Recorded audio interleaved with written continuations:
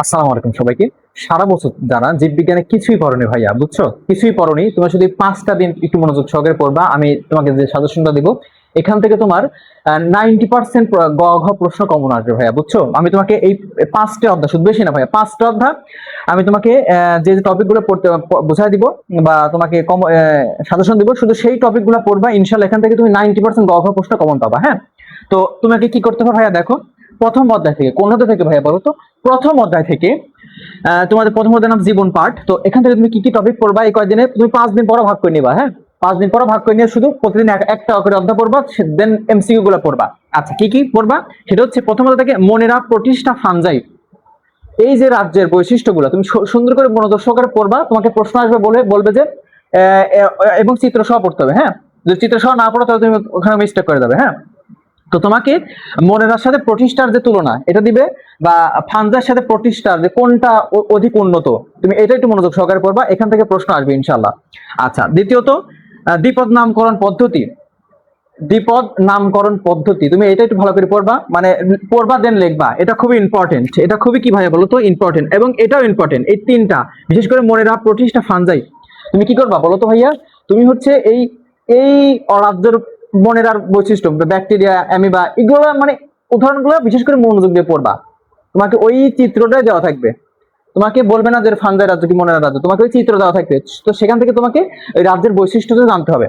আর দেন দ্বিপদ নামকরণ পদ্ধতি, যে কিভাবে একটা প্রাণীর দ্বিপদ নামকরণ করা হয়, কোন কোন ইয়া ফলো করা হয়, তো এইটা একটু মনোযোগ সহকারে পড়বা। হ্যাঁ ভাইয়া, এবং লিখবা, দেখবে এখান থেকে কমন আসবে। এবং যদি প্রশ্ন যদি অনেক কঠিন করে, তো এখান থেকে প্রশ্ন আসবে শ্রেণীবিন্যাসের বিভিন্ন ধাপ। এটা অতটা ইম্পর্টেন্ট না, তবে ইম্পর্টেন্ট যদি মনে করো তাহলে হচ্ছে মনেরা প্রতিষ্ঠা প্রতিষ্ঠা ফানজাই এবং বিপদ নামকরণ পদ্ধতি, এখান থেকে তোমার প্রশ্ন আসবে ইনশাল্লাহ। বুঝছো ভাইয়া, বুঝছো?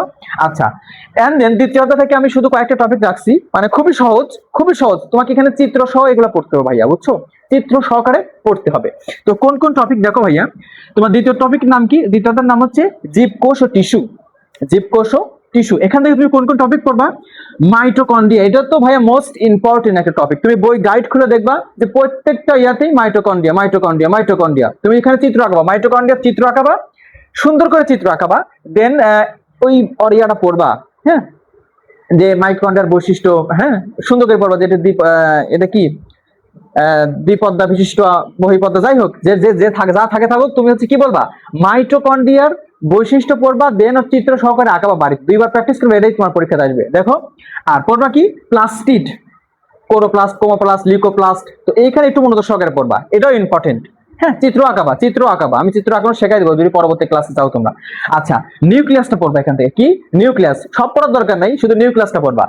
স্নায়ু টিস্যু, এটা একবারেই সহজ ভাইয়া, স্নায়ু টিস্যুটা পড়বা, স্নায়ু টিস্যু পড়বা। তারপরে সেন্ট্রোজোম, এটা এটা আর জাইলেম এবং বিভিন্ন প্রকার পেশি, এটা খুব একটা আসে না, তারপরেও সেফটি হিসেবে দেয়। তুমি এটা এটা এটা মনে রাখবা যে এই 4টা টপিকের ভেতরে মাইটোকন্ড্রিয়া, প্লাস্টিড, নিউক্লিয়াস এবং স্নায়ু টিস্যু, এর ভেতরে 70% সম্ভাবনা থাকবে এই 3টা থেকে। 70 না, 80% সম্ভাবনা, 80% সম্ভাবনা থাকবে তোমাকে এই 4টা থেকেই প্রশ্ন করবে দ্বিতীয় অধ্যায়। মাইটোকন্ড্রিয়া, প্লাস্টিড, নিউক্লিয়াস এবং স্নায়ু টিস্যু। বুঝতে পারছো কথা ভাইয়া? এখান থেকে প্রশ্ন করবে। এবং 20% প্রশ্ন সেন্টোজোম, জাইলেম, বিভিন্ন প্রকার জাইলেম উদ্ভিদের এবং মানুষের বিভিন্ন প্রকার পেশি, ঐচ্ছিক পেশি, অনৈচ্ছিক পেশি, হৃদপেশি, এখান থেকে তোমার সম্ভাবনা থাকবে 15% প্রশ্ন করা। তুমি এখান থেকে 80 to 85% প্রশ্ন এই 4টা থেকেই করবে ভাইয়া, বুঝছো ভাইয়া? এই 4টা থেকেই করবে। কথা কি বোঝাতে পারছি ভাইয়া? আচ্ছা, এবং দেখো তৃতীয় অধ্যায়, তোমাদের তৃতীয় অধ্যায়ের নাম কি? কোষ বিভাজন। তো এখান থেকে যদি তুমি অল্প পরে কমন ফলাইতে চাও, তো তোমার ভাইয়া পড়বা প্রোমেটাফেজ। প্রোমেটাফেজটা পড়বা। হ্যাঁ, ওই যে মাইটোসিসের বিভিন্ন 5টা যে ধাপ, মাইটোসিসের 5টা ধাপ, তার ভিতরে কি প্রোমেটাফেজ, মেটাফেজ এবং অ্যানাফেজ, চিত্র সহকারে। তুমি যদি এখানে চিত্র না দাও ভাইয়া, তোমাকে একটা মার্কেও না দিতে পারে স্যার, যদি ইচ্ছা করে মার্ক নাও দিতে পারে। তুমি কি পড়বা? প্রোমেটাফেজ, মেটাফেজ এবং অ্যানাফেজ, চিত্র সহকারে, চিত্র সহকারে সুন্দর করে তুমি বাড়িতে লিখবা, 2-3 বার লিখবা। দেখো এখান থেকে কমন আসবে ভাইয়া, এখান থেকে প্রশ্ন আসবে গ নাম্বারে। এখান থেকে প্রশ্ন কোথা থেকে আসবে? গ নাম্বারে। এখান থেকে 90% প্রশ্ন এখান থেকে করবে। 90% প্রশ্ন, যাও বলে দিলাম, 90% প্রশ্ন একটু দেখে দেখে রাখো। গ নাম্বারের প্রশ্ন প্রোমেটাফেজ, মেটাফেজ এবং অ্যানাফেজ, 90% প্রশ্ন গ নাম্বার থেকে দিবে। তুমি মাস্ট বি মিলাই রাখো ভাইয়া। আচ্ছা, তো দেখো, আর পরের টপিক কি? মাইটোসিস। এখান থেকে ঘ নম্বর প্রশ্ন, মাইটোসিস এবং মিওসিস থেকে ঘ নম্বরে তোমাকে প্রশ্ন আসবে। প্রশ্ন কি বলবে? বলবে মাইটোসিসের গুরুত্ব, মাইটোসিসের কি গুরুত্বটা, এটা হচ্ছে ঘ নম্বর প্রশ্ন আসবে, তুমি একটু সুন্দর করে পড়বা ভাই মাইটোসিসের গুরুত্ব। হ্যাঁ ভাইয়া, বুঝছো কথা। আর মিওসিস প্রশ্ন কি আসবে, মিওসিসকে কেন হ্রাসমূলক বিভাজন বলা হয়, কেন মিওসিসকে হ্রাসমূলক বিভাজন বলা হয় কেন, বা এখান থেকে প্রশ্ন আসবে হচ্ছে প্রজাতির বৈচিত্র্য সৃষ্টিতে মিওসিস কোষ বিভাজনের গুরুত্ব, প্রজাতির বৈশিষ্ট্য সৃষ্টিতে মিওসিসের গুরুত্ব এইটা। আর মাইটোসিসকে কেন সমীকরণিক বিভাজন বলা হয় এবং মাইটোসিসের গুরুত্ব। এই যে চারটা কথা বললাম, আবার শোনো। মাইটোসিসের গুরুত্ব, মাইটোসিস কোষ বিভাজনের গুরুত্ব, মাইটোসিস কোষ বিভাজনের গুরুত্ব একটা প্রশ্ন। মাইটোসিসকে সমীকরণিক বিভাজন কেন বলা হয় 2 নম্বর প্রশ্ন। 3 নম্বর প্রশ্ন, মাইটোসিসকে কেন হ্রাসমূলক বিভাজন বলা হয়, মিওসিসকে কেন হ্রাসমূলক বিভাজন বলা হয়, এইটা টপিক। আর টপিক হচ্ছে মিওসিসকে হ্রাসমূলক বিভাজন বলা হয় কেন। এখান থেকে ঘ নাম্বার প্রশ্ন আসবে 100%, 100%। যাও বলে দিলাম 100%। কথা কি বুঝতে পারছো ভাইয়া? তুমি যদি প্রত্যেকদিন একটা করে অধ্যায় পড়ো, তাও তুমি কমন পাবা ভাই ইনশাআল্লাহ। 5টায় ফুল অ্যান্সার করে আসতে পারবা। এন্ড দেন দেখো সহজগুলা দেখছি আমি। একাদশ অধ্যায় থেকে জীবের প্রজনন, এখান থেকে ভাইয়া একটু মানে ভিডিওটা একটু খেয়াল করো। বিভিন্ন ফুলের বিভিন্ন অংশ, এটা অতটা ইম্পর্টেন্ট না, তারপরে দেখে যাবা। হ্যাঁ, পরাগায়নটা পড়বা ঠিকঠাক। পরাগায়ন বিশেষ করে ইম্পর্টেন্ট এই 3টা ভাইয়া, এই 3টা পুং গ্যামেটোফাইটা, স্ত্রী গ্যামেটোফাইটা, নিষেক। এখান থেকে তোমার 90% প্রশ্ন আসবেই। তুমি যে কোনো বোর্ডে হও, ঢাকা হোক, রাজশাহী হোক, বরিশাল হোক, খুলনা হোক, সিলেট হোক, যে কোনো বোর্ডে, চট্টগ্রাম হোক, এখান থেকে তোমার প্রশ্ন আসবে ইনশাআল্লাহ। কোথায় থেকে ভাইয়া? জীবের প্রজনন থেকে, পুং গ্যামেটোফাইটা, স্ত্রী গ্যামেটোফাইটা এবং নিষেক। পয়েন্টেড, এখান থেকে আসবে প্রশ্ন, গ্যারান্টি দিলাম ইনশাআল্লাহ। পুং গ্যামেটোফাইটা, স্ত্রী গ্যামেটোফাইটা এবং নিষেক, এখান থেকে প্রশ্ন হবেই। তুমি চিত্র আঁকাবা বাড়িতে, দেন প্র্যাকটিস করবা। হ্যাঁ ভাইয়া, হ্যাঁ। আচ্ছা, এখন দেখো ভাইয়া, ত্রয়োদশ অধ্যায় আমি সহজ অধ্যায় দিয়েছি। জীবের পরিবেশ, খুবই সহজ অধ্যায়। জীবের পরিবেশ কি? পুকুরের বাস্তুতন্ত্র অত ইম্পর্টেন্ট না, তাও তুমি পড়বা। পুকুরের বাস্তুতন্ত্র, যে ওই যে জু প্লাঙ্কটন, ফাইটোপ্লাঙ্কটন থেকে ওরা হচ্ছে উৎপাদক। হ্যাঁ, তো ওখান থেকে জু প্লাঙ্কটন তাকে খাইলো। তারপর হচ্ছে তারপরে কি ছোট মাছ, তারপরে বড় মাছ, তারপরে বাজ পাখি।